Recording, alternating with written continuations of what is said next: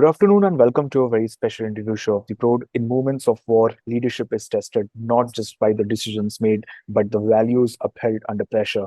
Today, we delve into one of the most urgent and difficult questions of our time. How do leaders operate when the stakes are nothing short of survival?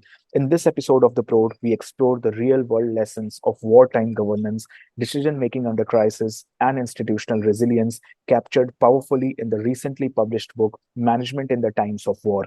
This book offers a unique window into how Ukraine's leadership navigated digital transformation, reform, and strategic clarity amid constant threat. Our guest today is someone who is not just the author of this book, but has also lived its insights, offering a rare blend of practical experience and strategic thinking during one of the most complex periods in the recent European history.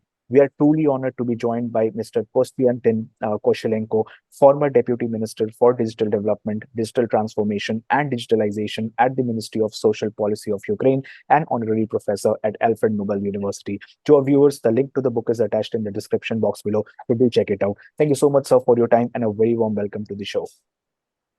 Hello, and thank you for having me here.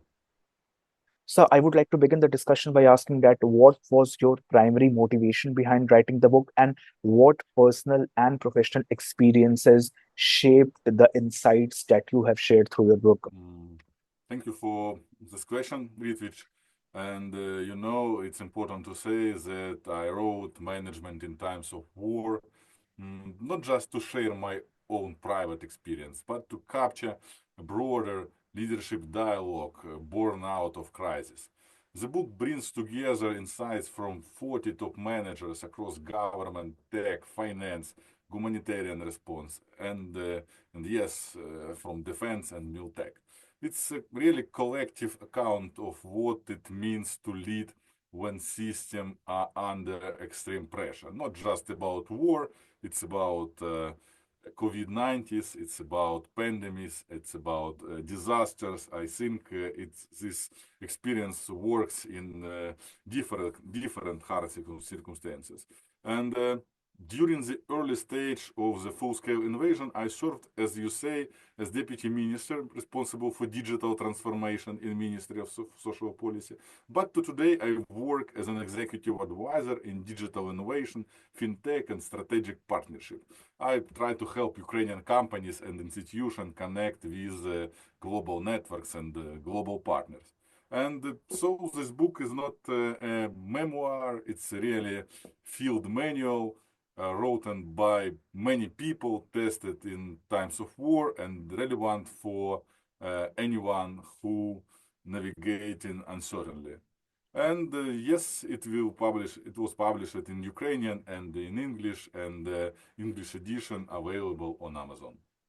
Yeah, so in times of the profound crisis, what core principles should guide effective leadership, regardless of the sector or geography? Like you mentioned that, this book is not just about war and defense, but it's also about fintech. It's also about, business and management. So how do the moments of extreme adversity reshape our understanding of resilience, both at the individual level and at the institutional level? Oh, thank you. It's really hard to say, but when the full-scale invasion began, the world around us didn't collapse, but it did become brutally clear. Uh, all our country tried to do our best in different spheres, and suddenly everything necessary disappeared. Leadership in these times, in this period, in times of war, wasn't about control. It's about communication with people. It's about action. It's about responsibility, and I think it's about ability to work without all information and to think about yourself, and think about team in terms of mental health, because it's really marathon, it's not sprint, and it's important to be in normal condition to continue your project, to make your task, to achieve your goals. Um, and you had to make decision really without waiting. You took ownership beyond your role. You must really moved fast, because delay couldn't mean damage. And clarity is really important. Clarity is really important. When your plans, when your ideas is clear, even if they're imperfect, and this helps your people and your stakeholders, your partners move with you.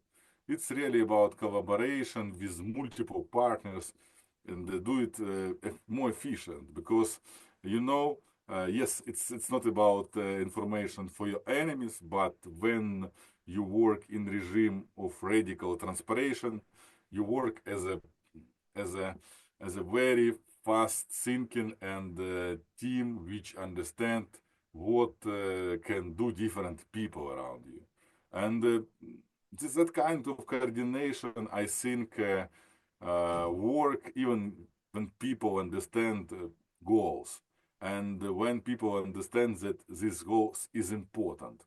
I think it's important to have a bold goal, bold vision for your zone of responsibility.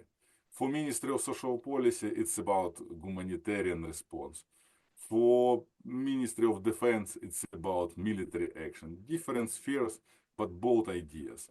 And I think it's important to stay human because, yes, project is important, technology is important, but if you have a people, you always have possibility to manage all. But when your people in stress, when your people in evacuation, when your people have problem with mental health, it's really a disaster. And I think that resilience in this context is really basis. When you are resilient, when your team is resilient, you can do something.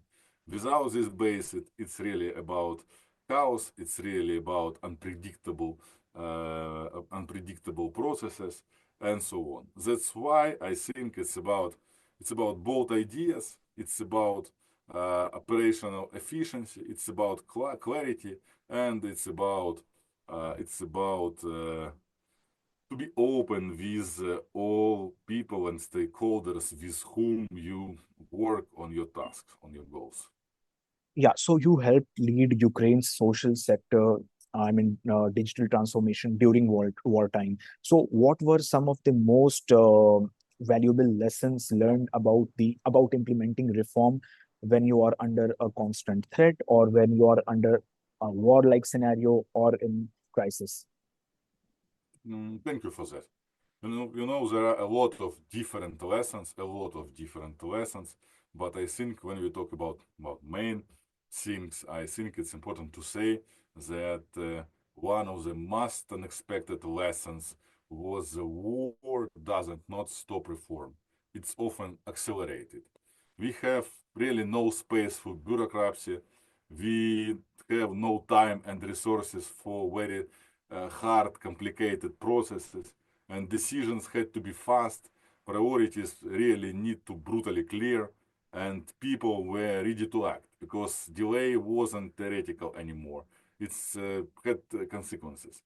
And we make a system for digital assistance for internally displaced people for the 1 month, and a lot of projects we realize in very fast regime, not in waterfall as a project management approach, but agile, step by step. And I think that in terms of digital for today, we have more digital solution for our people. We have more online support than before the war. And this is important because before the war, public services, online public services, digital solution, it's about efficiency, it's about comfort. But for today, it's about safety too. When you have opportunity to send information to the state or ask something or apply online, you can do it even from bomb shelters. You don't need to go and stay in the lines in social office body every offices.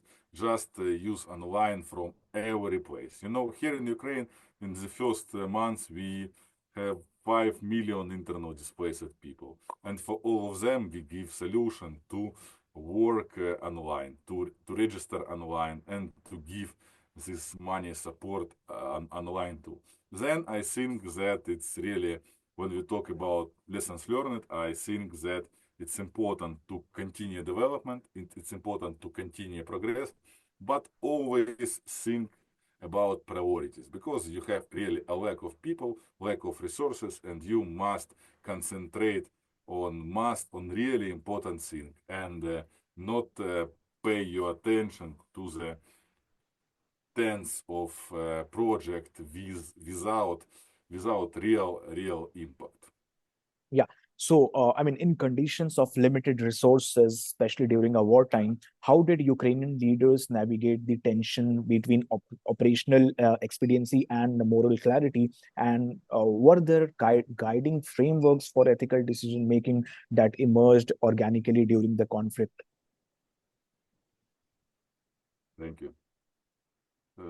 In business, everything decision is something important, but in wartime, every decision is urgent, and but that doesn't mean values disappear; they become more visible. What guided us was simple: be fair, be transparent, and stay focused on people. Don't take shortcuts to cost trust, because trust is important, because when we are together we can do everything. And don't optimize the system at the expense of those it mean to serve, and those it cut trust with people who work with the system. And if you couldn't help everyone, I think it's important to help those who need it most. And you need to make it clearly why for all people, because resources are limited, and you always need to make this hard decision to concentrate really on something important, and make some kind of prioritization.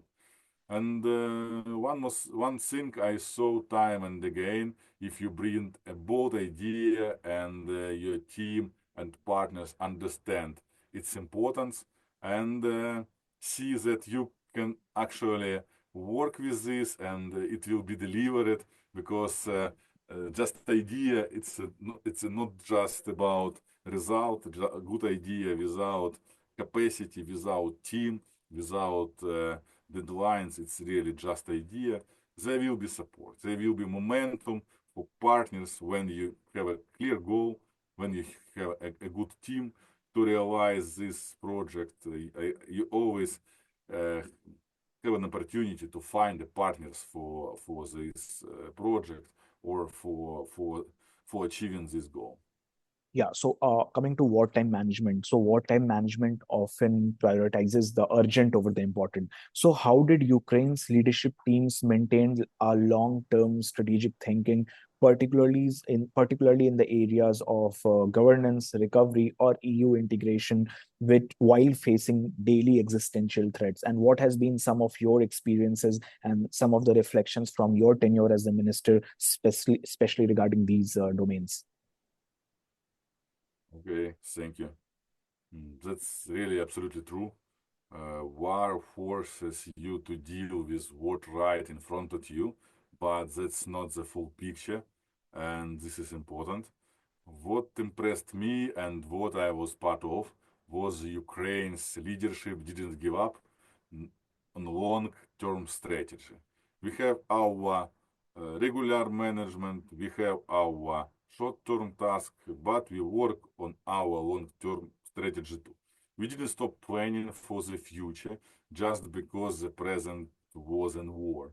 And we always try to not reinvent the bicycle, uh, to, to, to, to find the best practices around us, to find best practices in other countries, to really to realize project here in Ukraine more efficient, more fast.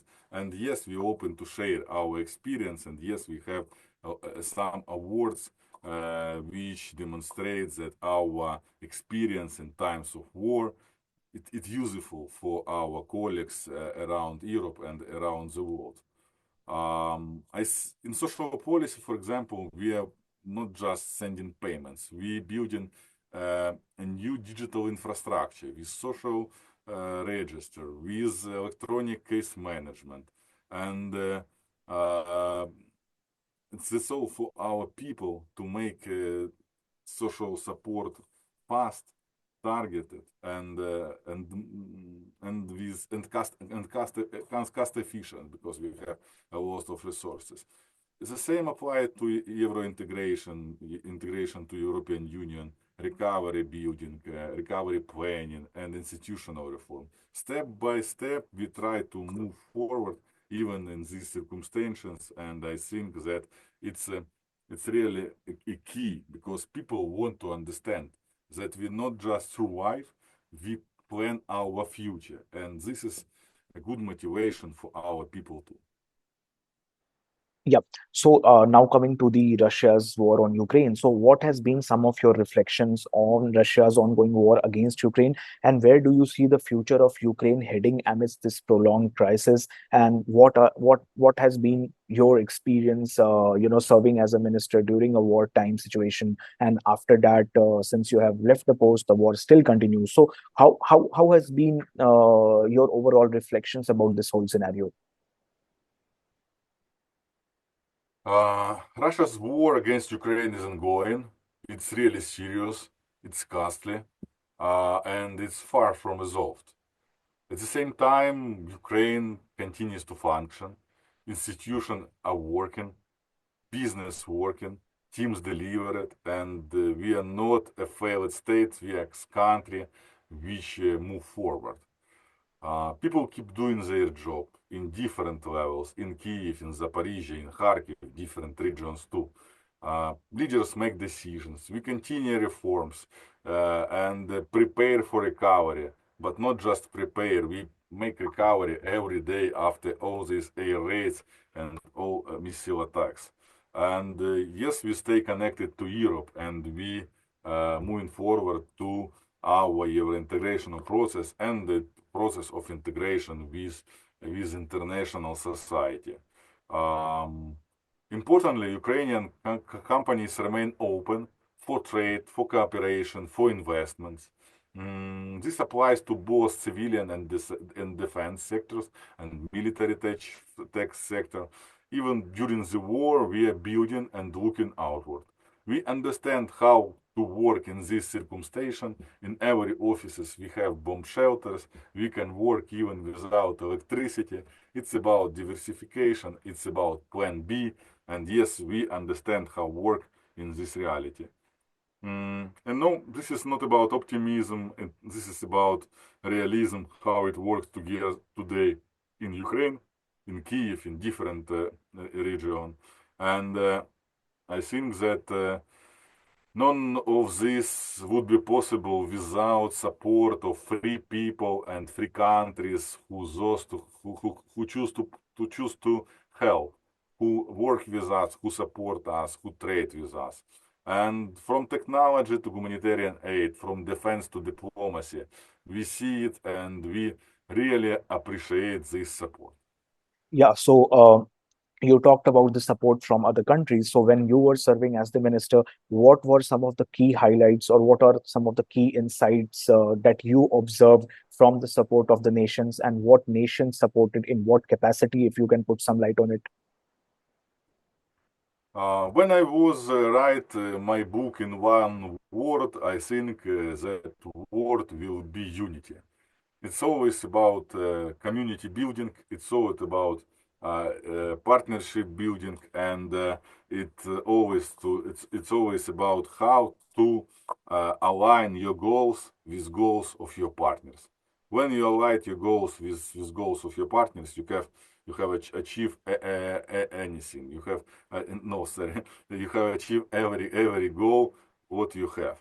And I think that it's most important that for today in our world is not stable, and we have a lot of countries which try to stay in the side of Russia. And I think it's important then not just bad guys will be united, but countries who think about sustainable development, who thinking about better world for our kids, will be united too. And that's why I think It's important to work on this topic from different perspectives, from different levels. And thank you for this your initiatives. I remember, Ritvich, that I'm not first Ukrainian who talk with you in this podcast, and this is really important to build these dialogues to be together. Thank you. Thank you so much, sir, for sharing your valuable insights and experiences with us today. Your reflections on leadership, resilience, and strategic governance during times of war provide a profound understanding of the challenges faced and strength required to navigate such crises. To our viewers, we encourage you to explore the book Management in Times of War for a deeper dive into these critical themes. Thank you once again, sir, for your time. Thank you for opportunity to speak today, and thank you to everyone who stand with Ukraine. Take care.